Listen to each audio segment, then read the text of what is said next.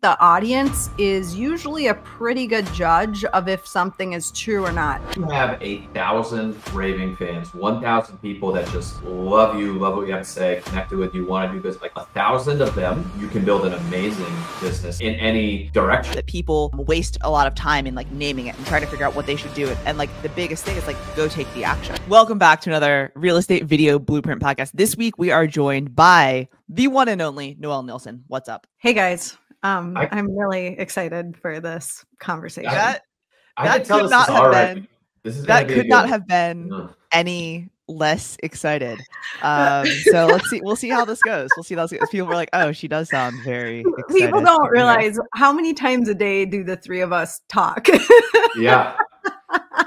Far more than I would like. And that's what makes some of these conversations fun, is like we're on a podcast, so we can maybe dive into something that we don't talk about all the time, because we do work together on a lot of things on the business side. But I think we're gonna have a conversation that we don't often have with Noelle. But I'm gonna start it at a place. I've got to watch you and all the video stuff you've done over the years.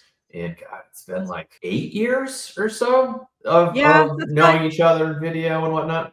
I feel like we hung out together at our first conference in 2017.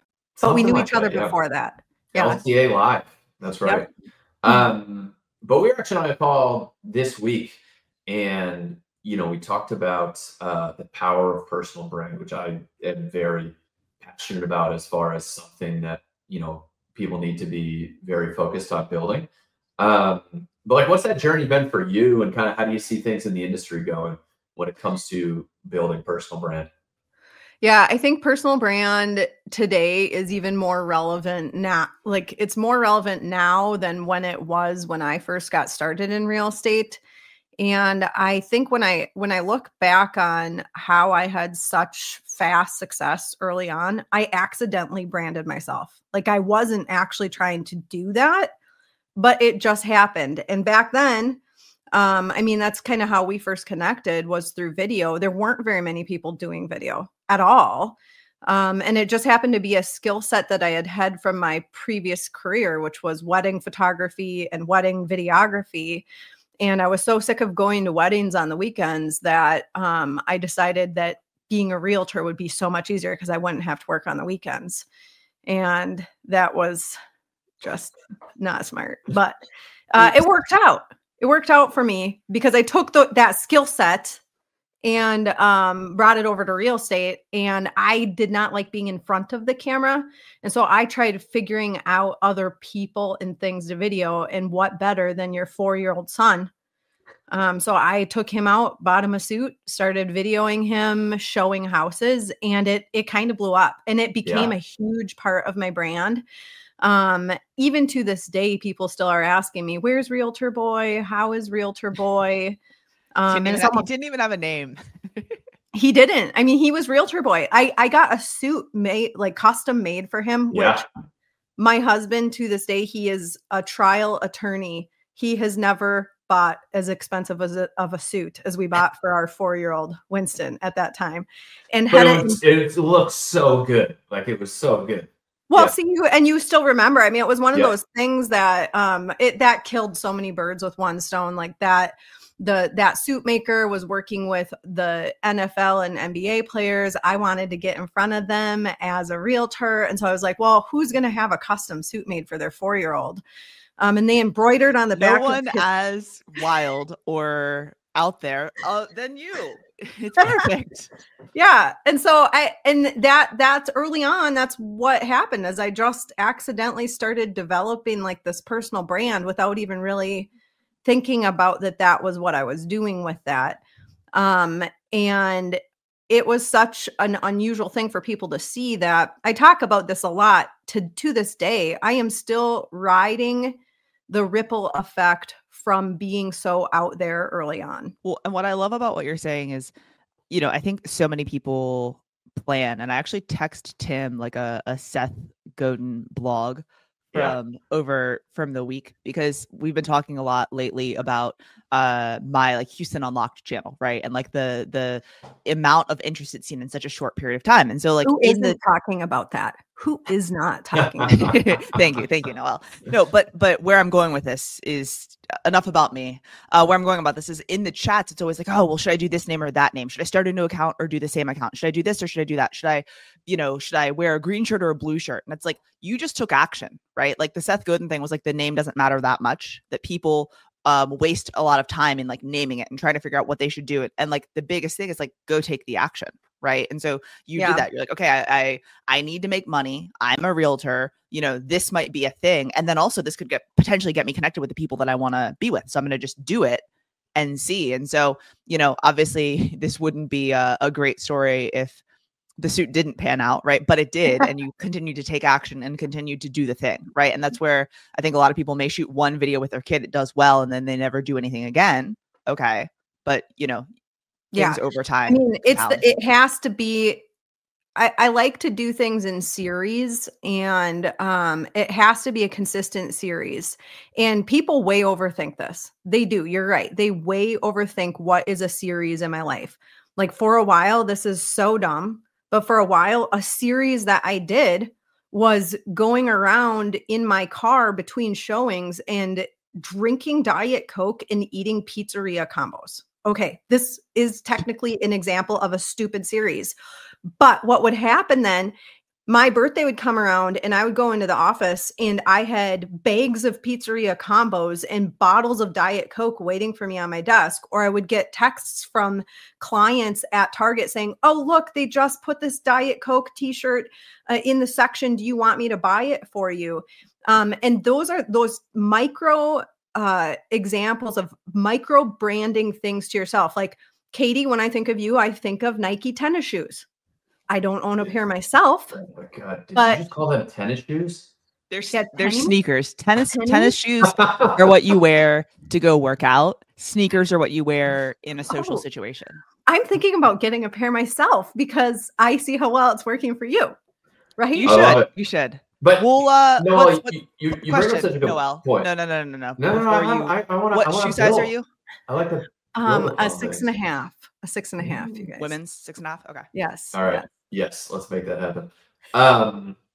So just building on that, I think that I don't think people think of that as branding, but it is, and it's also like these opportunities for connection.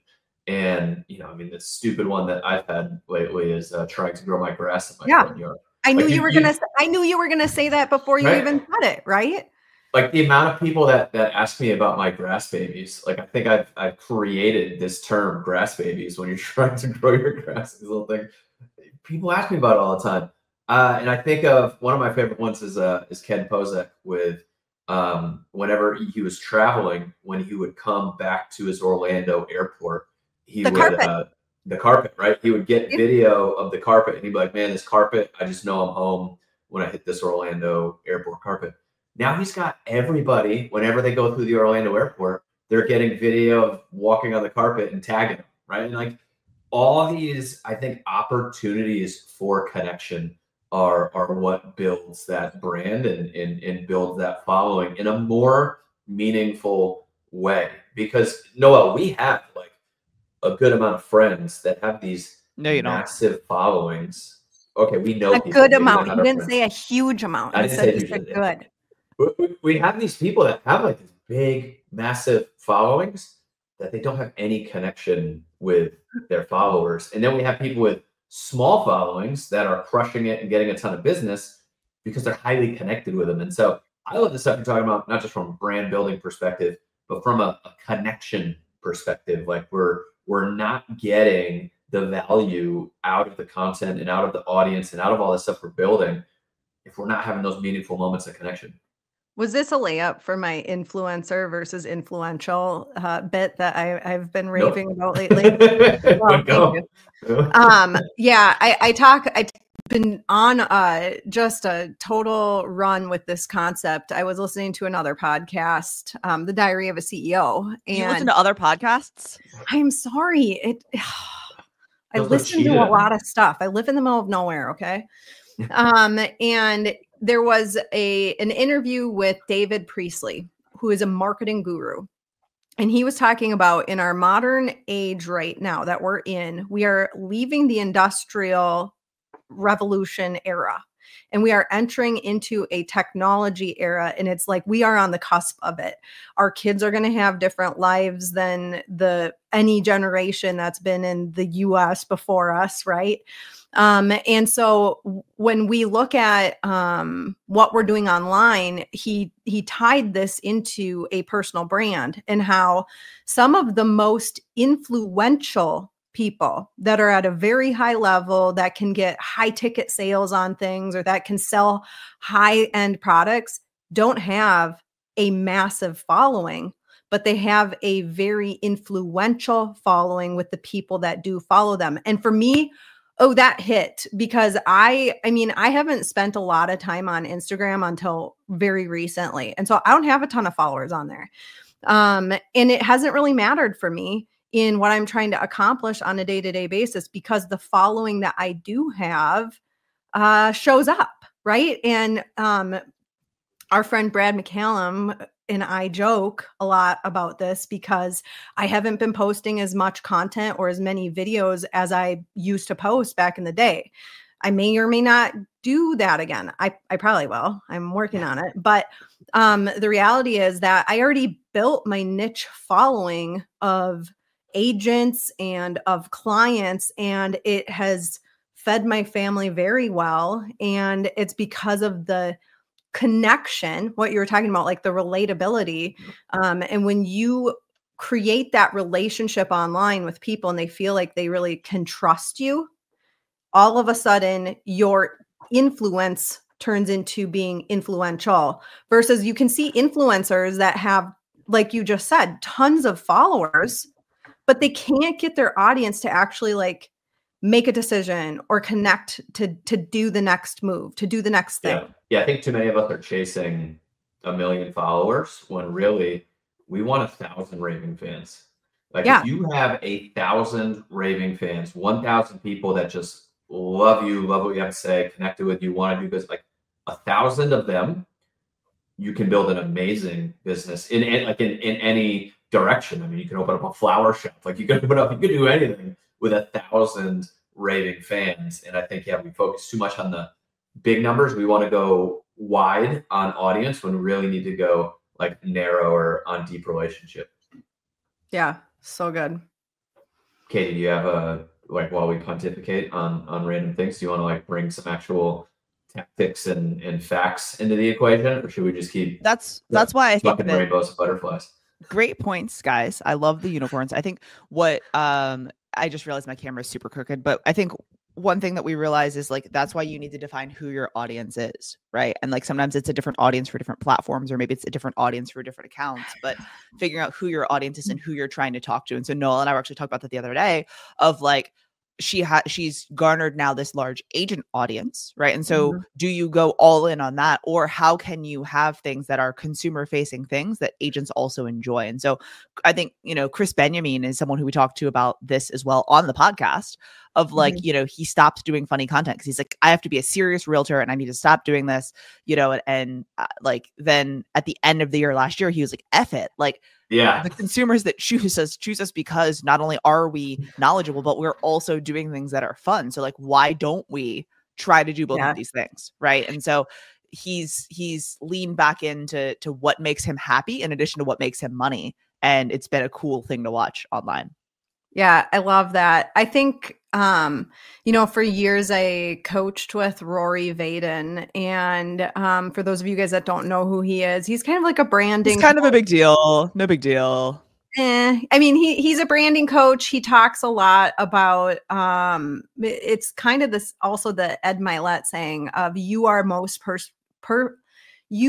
perfectly positioned to help the person you once were. Right? Yes. That's a kind of a tongue twister. Do I need to say it again? You are most perfectly positioned to help the person you once were.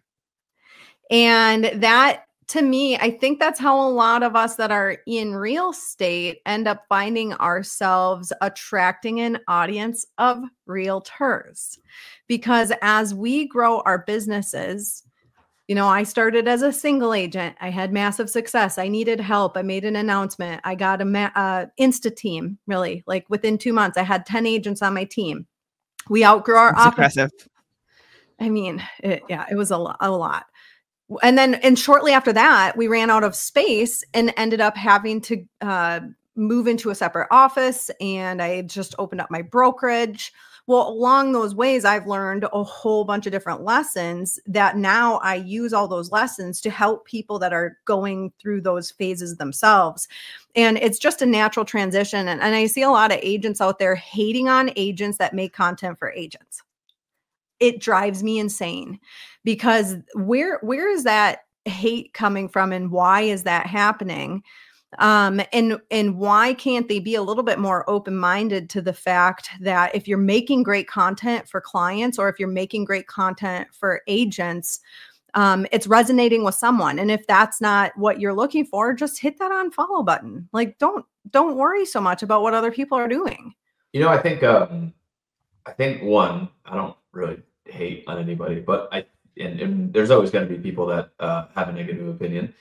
I do think, though, the thing that I run into is agents want to get business, and they want to make content that gets them business. And because we're agents, what pops up in our feed is content made for agents. And so then I see agents kind of copying that, hoping that they're going to like reach the consumer, and they never do. And so I know that, one, I make content for agents, so I'm not like anti it at all. But I do think it throws confusion in for a lot of people because they start making the wrong content. And so I do agree.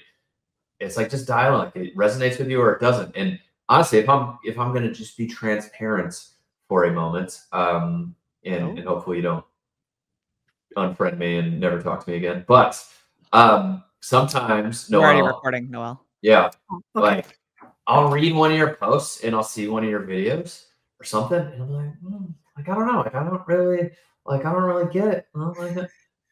And then this thing hits me in the face where I'm like, I'm not supposed to get it.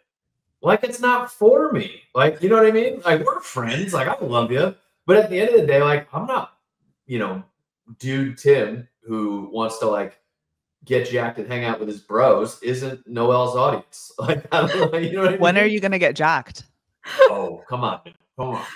I did send him. I sent him an account to follow earlier this week. You did. But my point is, like, I just think that when you have somebody that doesn't like your content and they're like, dude, that's like that's crappy, whatever, and they're hating on you, you just got to ask yourself, like, is that my audience? Because if it's not my audience, I may actually be onto something. Right? Well, like, go ahead, Katie. I also think that there are many agents out there that have sold 2 homes that are trying to be real estate coaches. And so that's where it's like, when you're perfectly positioned to help the person that you once were. If you've never sold homes before, are you really positioned to do that? And so that's where I think that there's a little bit of a fine line of like people hating on content. I'm not saying that it's okay. I'm just saying that, like, maybe it's not hating on, but maybe it's that the person who's creating it isn't yet qualified to provide that advice. Well, for sure. I mean, you need to have had the experience to provide the help. And a lot of people don't do enough self-reflection to decide, is this content really authentic to what the message is? And I think the audience is usually a pretty good judge of if something is true or not.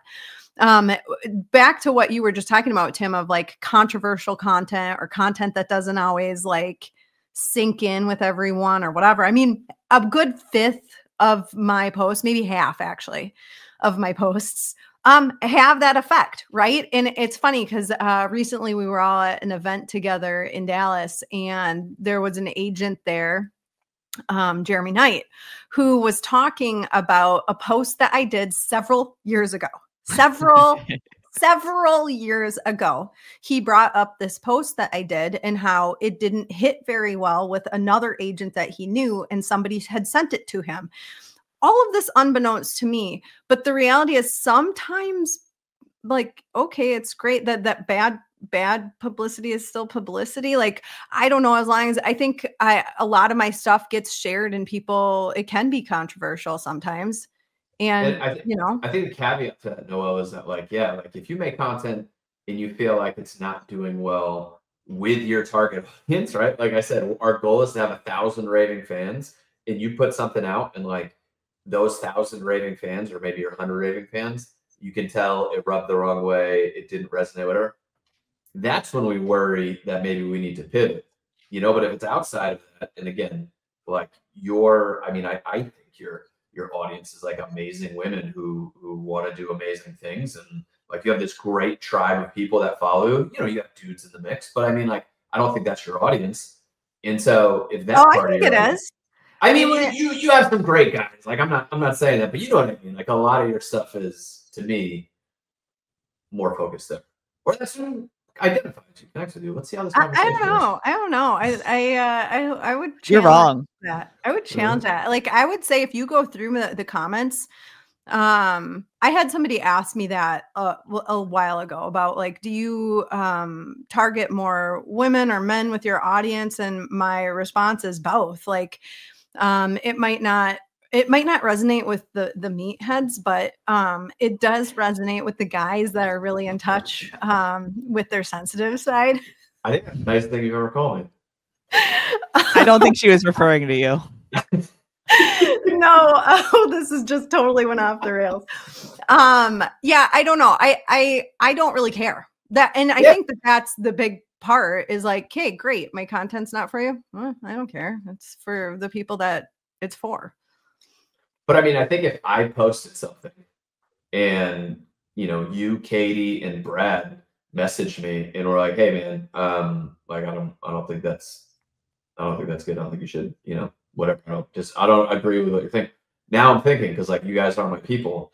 But if I post something and some random person from another brokerage that I know like isn't our kind of people or whatever sent it to me and is like, oh, this is whatever, I'm like, I don't really care. It's not my people, So I just think we get too focused on listening to the opinions of people that aren't our people, right? And even the thoughts. I mean, how many times do we let the opinions of other people kind of like take up mental real estate space that shouldn't be there? Yeah. I mean, that's human nature. Recently I read a book. It's an old one and it's kind of a thick one. So I don't anticipate either of you to pick up this book. But it was called The Fountainhead by Ayn Rand. It's like 700 pages. She's smart. I don't know. Big words. Really big I don't words. usually read books. No, with just my it's just a thick book. It's not. Yeah, but it's not just a thick book, Katie. It has really big words in the book too. Actually, I Real did have thick. to look up some of the words in the book. I didn't No know pictures either. There's no like pictures. a hair shirt. I didn't know what. Do you guys know what a hair shirt is? It said it in this book. A shirt made out of hair. It's like a shirt that people wear for religious purposes. No one's listening at this point now. All right. Anyway, All right, we lost okay. So this book. Hey, listen, if you're in the car right now, we're sorry. We're getting back on. Let's go. This book, The Fountainhead. The whole idea behind it, it's about the protagonist is an architect back in the 1930s that was trying to build more like what we would consider today modern style houses, modern style buildings, whatever. And the union of architects, and it's a fictional book, but it's really based on true things that were happening back then. The union of architects was like, no, you cannot build houses like that. That is disgusting. We're not going to promote you. We're not going to put you into the media. And the whole way through this book, spoiler alert, this protagonist just continues on his mode. Like, great, if I get one client, if I have no clients, if I have 10 clients, I'm going to stay true to my craft, because otherwise I lose the joy in why I'm doing this. And honestly, I think with a lot of video creators out there, whether it is in the real estate space, which is what our focus is, but there's creators all over the place for all different types of businesses. The ones that are really out there that are making content that isn't always fully understood or it's misunderstood, oftentimes have more success with it because it stands out. It's memorable. I love to do an exercise with people to say, okay, think over the last 2 years. What are the 2 real estate videos that you remember? Or like, what's the two pieces of content about real estate that stand out in your mind? What are the first two things that come to mind? And people will raise their hands, and it's pieces of content often that are very unusual. They were super standout. And, you know, I think sometimes too, people that are putting out really crazy content too frequently also get overlooked. Like people just start scrolling. I saw a video from That's Real Estate the other day with brownies in it, and I just scrolled. Katie, what came to your mind when she said memorable real estate? Pause on that. That was funny. The brownie video. I was gonna write on there, I don't get it. Well, because if you get it, you've probably been in that same moment at a moment in time. Like I was like, that's why my comment was gonna be funny. Like I don't get it. I love like Katie, what comes to mind though? Like what's a video that came to your mind? So in context, as we're sitting here, the ones that come to mind for me in this room, if you were like whatever, would be Tim, your scooter video. And Noelle, the Back to the Future video. But that was, I mean, and that's really when I knew of you before we met, and that's so like I actually knew you then. Yeah. Right? Yeah. Yep. But Tim's scooter video was what, 2017, 18? Oh my God. I had somebody here, like I moved across the country, and I'm sitting here at lunch or something, and some guy I used to work with is waiting on us. He's like, "Yeah, I remember you did that video on the scooter." And I'm like, I need to reinvent myself. I need to do something. It was a good video. It was a good video. All right. So speaking, but for me, it's the Benny video. Like the Benny video for me is the video that stands out in my head. Yeah. I made a comment the other day. I was like, when they do the Bammies again this year for the best videos, I was like, is it even a contest when Matt Leonetti is nominated for all 5, you know, best listing video nominations, right? Like, it's just like, this is not even the Bammies. It's the Leonetti. So Matt Leonetti's. Matt Leonetti's. Okay. So, you know, I love all of the fluffy talk, but let's go to tactics, right, for a little bit. So talking about the videos that we just talked about, right? Like your scooter video, Tim, Noelle, like your Back to the Future video.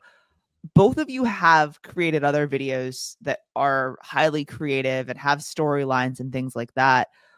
Talk me through, Noelle, like a little bit of the process that you go through. Like, do you have ideas kind of just stored away that like then you see a house, you're like, this would be perfect for that?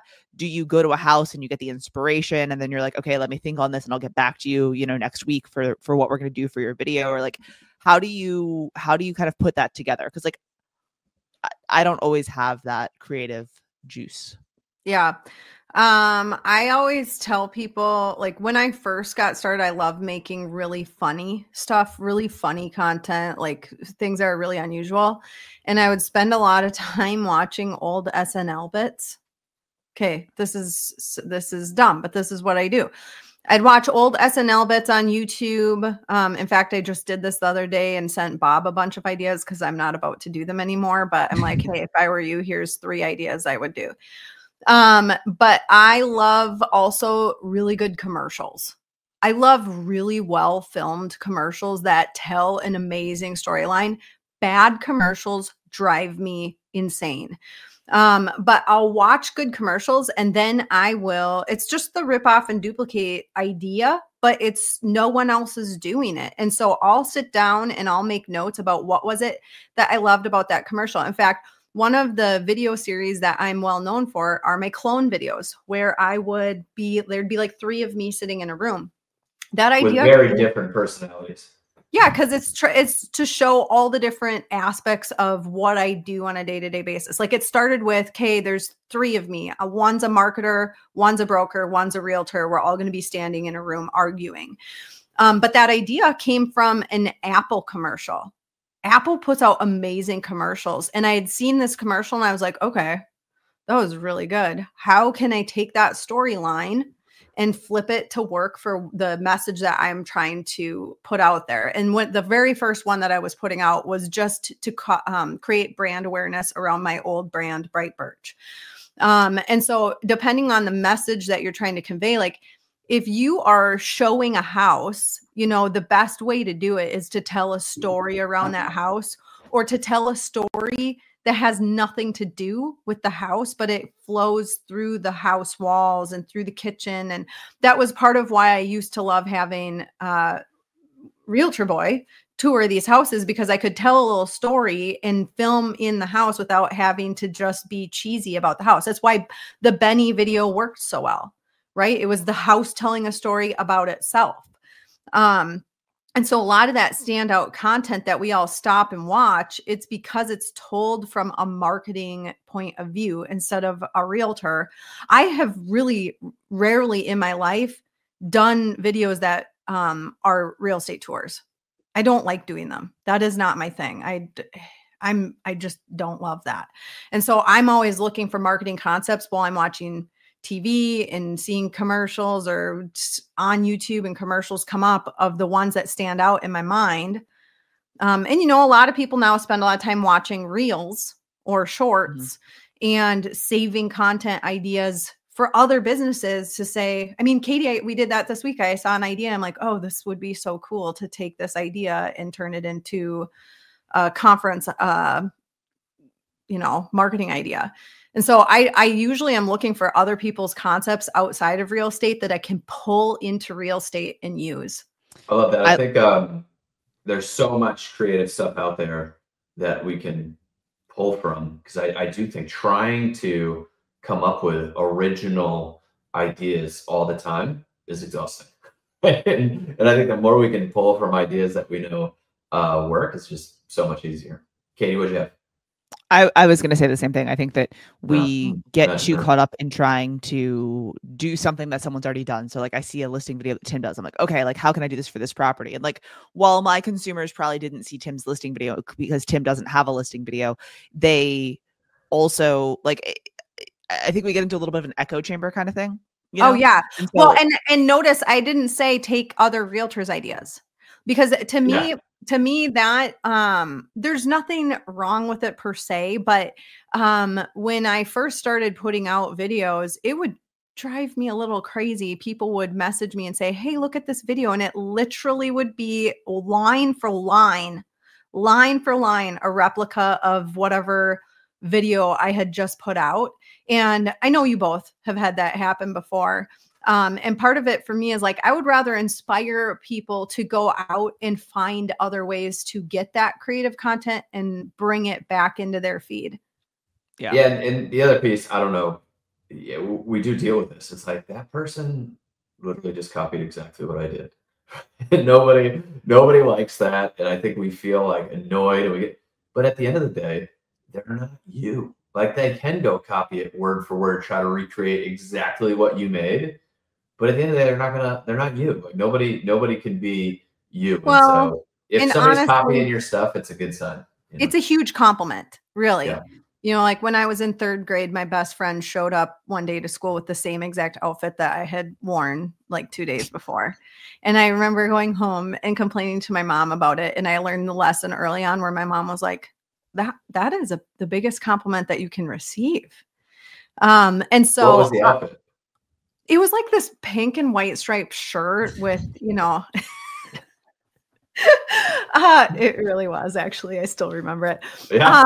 But, you know, I can remember specifically the agents that did copy my videos word for word. And as an agent, you want to just think like, do you want to be that person that somebody else remembers that way? Or do you want to take someone else's idea? Like, okay, Matt Leonetti's video where he claps like this and people show up in their shirt.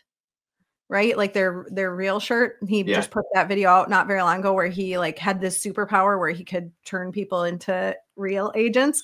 Okay. I thought that video was amazing. And so instantly my head was like, okay, how could I take that concept and further it? And so I had this whole idea of something that I could do on top of that video. And so I think if others are putting out content, if you can play with their content or play on top of their content, that's a great way to do it instead of just taking it and copying it like exactly. Then you're not going to stand out. Yours isn't going to be the memorable one. The first one is the memorable one. You want to be the memorable one. I love this idea of grabbing the ideas and being memorable. I also find that some of our favorite creators that, again, Like we like to really hammer in on not just being a content creator, but building a brand that generates business, right? Like we always have to like bring it back because yeah, I mean, it's cool to go make videos and become an influencer, but we're here to drive real estate business. And one thing that I think I see is an obsession with the audience. And so even like when we had Christina Smallhorn on here, she's trying to tweak her, hundreds of thousands of followers on YouTube. And it goes down to like the words she uses to make sure she tries to connect to a different audience now. She's trying to connect to a younger audience because she doesn't like her older audience that complains about everything. So, but it goes down to the words she's using. It goes down to like the things that she's talking about, the way that she's talking about them. And then the other piece is that I feel like our creators have bigger whys. And so, a lot of agents are like, okay, they're checking the box. Like it's checkbox marketing. Like I know I'm gonna need to make a video and a post today.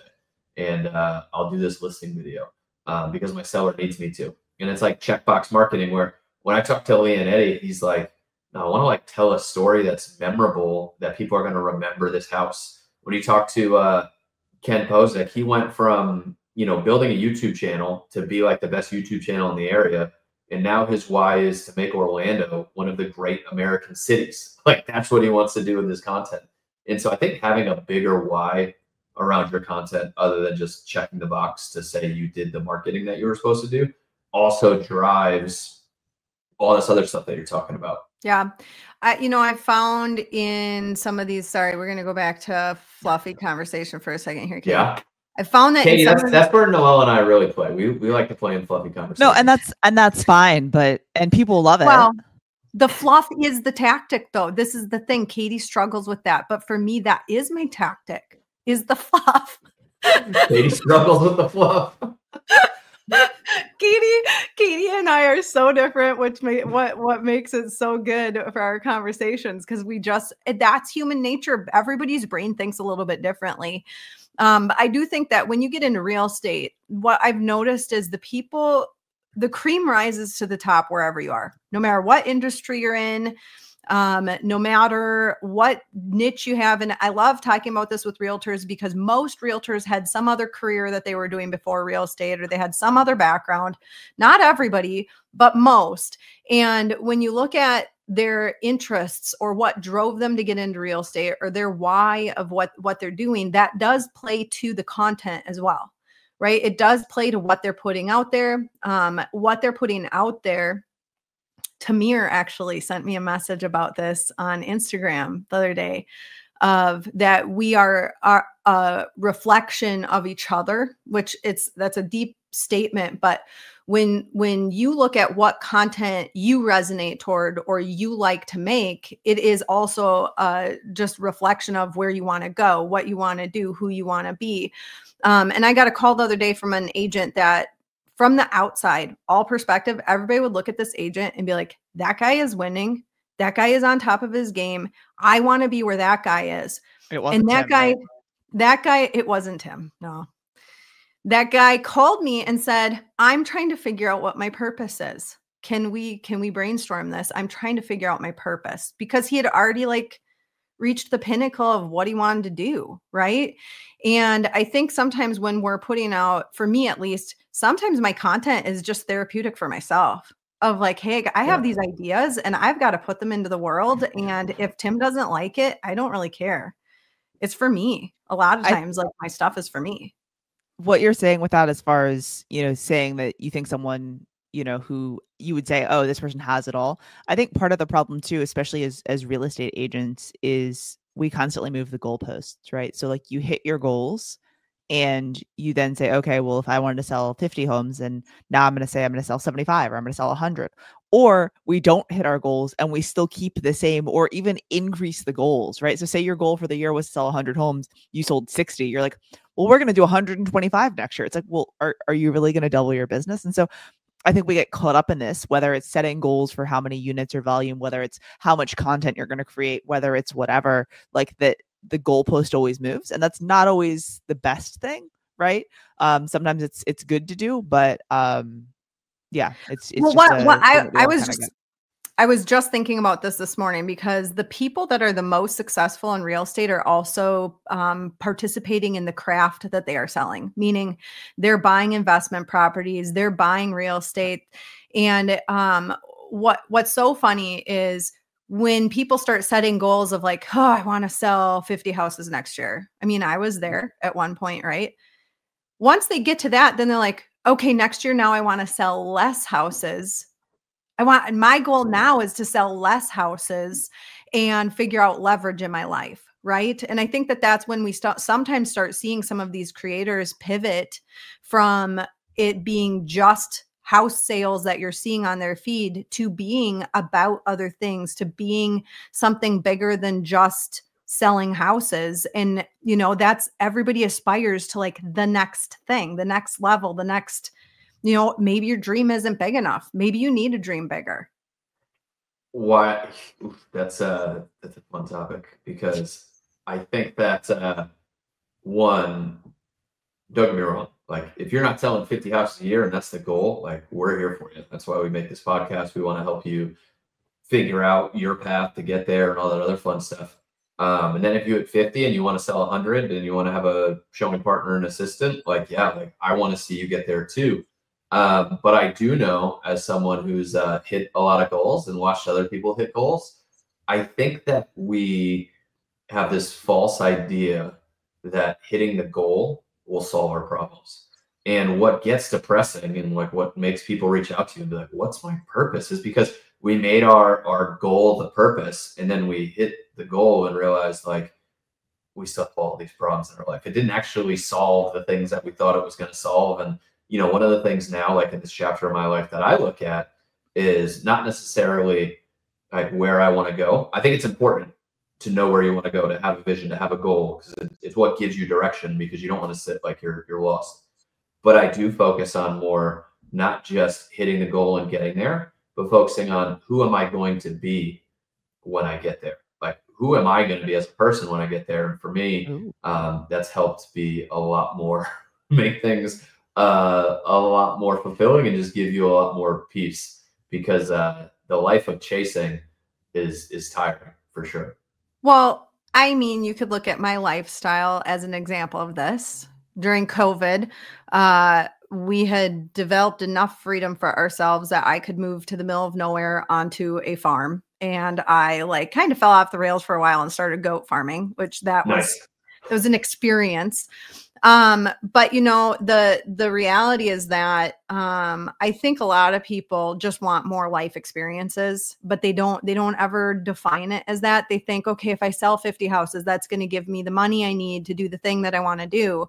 And then when they get there, they don't even have time to do the thing that they want to do because they got themselves so ingrained in the grind of doing the actual real estate sales. And so, you know, it's just this circular wheel of how do you find leverage?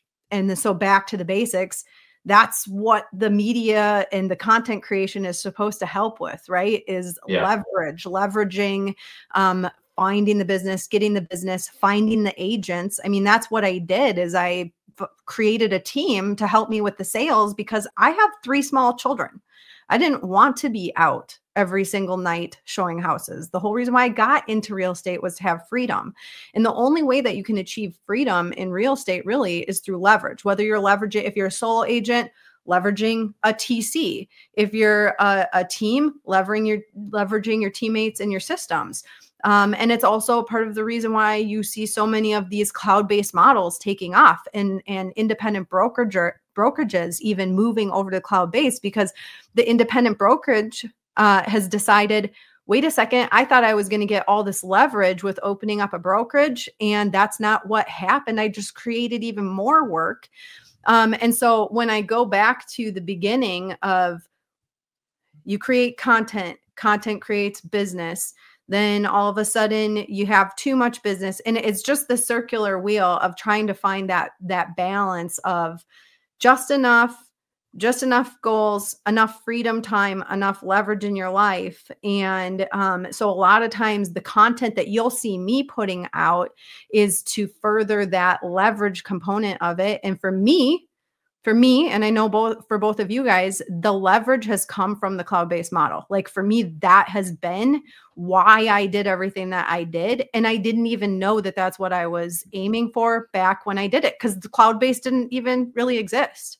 Yeah. But I do think that content gives you leverage if you do it well.